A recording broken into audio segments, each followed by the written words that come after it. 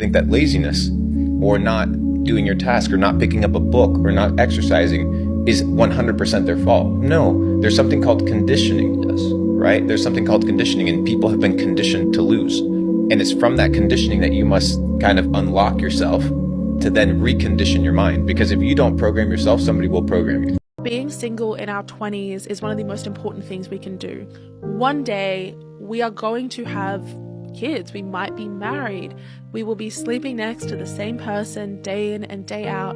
And in that moment, when everything is like rough and you're responsible for other people, you're going to wish that you had one more day where you are right now. One more day of only being responsible for yourself. One more day of sleeping in your own bed. And I really think that that shows why we need to cherish this moment.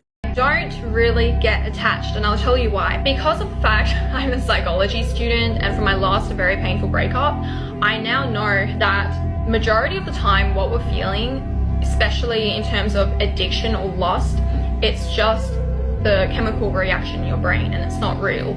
So if you watch my manipulation video, all of those tactics work, okay? They even work on me. And you know why? It's because you can't help this chemical reaction in your brain. For example, when someone's doing that hot and cold on you, it works. It works every time. It works on me. But the difference is, because I know that it's just a chemical reaction in my brain, I don't let it affect me.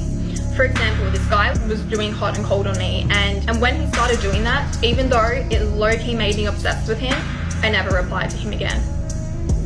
I'm still thinking about him right now.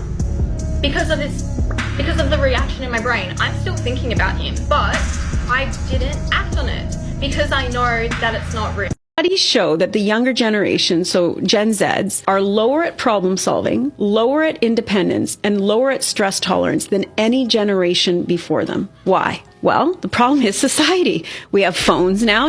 Now you have information at your fingertips, right? We also have helicopter parents, right? A lot of you young people, we have these parents that want to give people the answers. Leaders, the biggest thing I teach leaders as someone who is constantly leaders are always saying, what's the biggest issue? The biggest issues is leaders don't realize that they're teachers. And as a teacher, I know the answers to your tests, but if I give you the answers, you're not learning. And so the worst thing that parents or leaders can do with employees is give them the answers, because then you're creating this culture, as we talked about, of dependence, that I need to ask my boss the answers. I need to rely on my parents. I need to trust Google. I can't rely on my own judgments. The biggest power a woman can have in this world is silence. And I don't mean in a sense to shut up and not talk or not express her opinion. To be silent is to not be silenced. Very important you understand this. But a lot of times I see women constantly express themselves emotionally on situations that have zero impact on their lives. Something happens externally, and then they get their own internal emotional state caught up in this external situation. And they're distributing their energy in a very ineffective way. They're pouring and vomiting their energy out to something that has no guidance and no merit on their life. And that's where you have to learn that the power in being a woman is to retain your energy and to spend it in areas that make sense for you. And the most powerful women I meet in the world, they don't speak much. They're quiet. They're silent. Because the people around them, their man, their leader, their people that look out for them, know what their expectations are. They know what their standards are. And so if you look at a great partnership between a woman and a woman doesn't really have to say anything when things are going wrong, because her man knows, oh, she's not going to be happy, or she likes this and I'm going to do this. That's the power in a woman, being silent. Not necessarily raising your voice or nagging or yelling or constantly projecting your emotions upon the world. You are understood by those around you because you've created so much value in who you are and the mindset that you have, to where your man, your brothers, your sisters, those people around you will do things without you even saying anything. Ask yourself, why do you care about people you do not know? That's real. Yeah. Why the fuck do you care about people you do not know? That's real. Why do opinions of people that you don't even know who they are, what they are, why do they matter? What matters to you? Who really shakes your fucking ground in your world? If you got a wide variety of who those people are, that's your problem. If anybody can shake your foundation and take a brick from underneath it and make your building fall down, you got bigger problems. got to be friends with your ex. I don't know what lie you're telling yourself, but when you're friends with your ex, what you're doing is deep down, subconsciously, indirectly, you're keeping that person around as an option. And you might lie to yourself. You might say, oh no, we're really cool. We get along. Look, I got along with all my exes. That's why I dated them. But the reality is, out of respect for the future relationships I'm going to be in, I'm not going to keep them in my life. Imagine me going on a date with a girl and she picks up the phone and she's like, hold on 1 second. Give me 1 second. Hey, hello. Yeah. No, we can hang out later. Yeah, okay, I'll call you. I'm with a friend right now. We're just eating some food.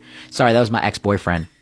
How would you feel? How would I feel? I'd be like, oh, you still keeping that there? Would you want that on a first date? Would you want your son dating a girl like that? The answer is no. So out of respect for your future partnerships, you got to cut off your exes. And if you guys are such good friends, you're operating from a mindset of scarcity. You can't make more friends out there. Your ex is your best friend. That is a crazy mindset to be in. Once you've explored the I love yous and what's our first kid's name going to be, and I want to live in this cul-de-sac, and I want to get married on this date, because you've done that with your ex, it's hard to go back. You can't rewind time into friendship. Like, it ain't realistic. Cut it off. Move on, let them live their life. You've got to deprioritize that emotional relationship that you have in order to reprioritize and make space for what's new in your life. I believe a lot of people lack proper communication. And communication, for me, I believe, makes or breaks any relationship.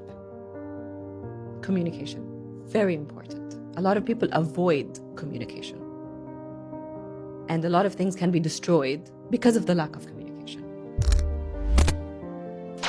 All anxiety begins with worrying. Your negative thought loop starts going. This is the baby. The thoughts start to spin. Your body and your nervous system take notice. Anxiety is simply when worrying starts to get lodged in your body. It begins with a worry. Then your body gets agitated. And when your body gets agitated, we make the mistake then of letting the worries pick up. Oh shit, my stomach's on edge. That must mean that something bad's going to happen. And that only ticks up the anxiety in your body. And at some point, your body goes, that's it. I'm getting her out of here.